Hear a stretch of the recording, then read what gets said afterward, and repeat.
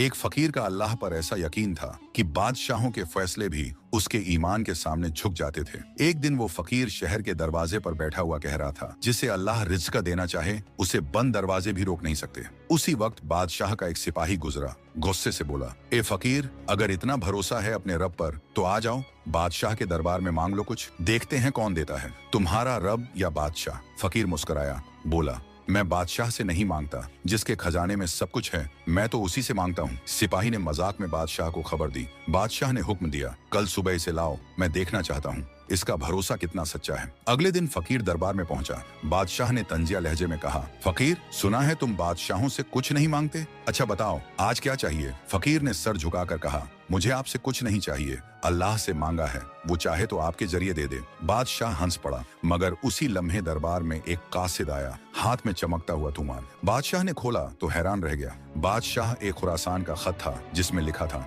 इस फकीर को हमने अपनी जमीनों से सोना और अनाज भेज दिया है, क्योंकि कल रात ख्वाब में हुक्म हुआ कि मेरे बंदे का रिज़्क तुम्हारे हाथ से पहुंचाओ। बादशाह का चेहरा बदल गया, वो फकीर के कदमों में झुक गया और बोला, वाकई जिसका अल्लाह पर यकीन हो, दुनिया खुद उसके कदमों में आती है। जिसने लोगों से उम्मीद तोड़कर अल्लाह से जोड़ ली, उसे अल्लाह ऐसे रास्ते से नवाजता है जिसका वो खुद तसव्वुर भी नहीं कर सकता।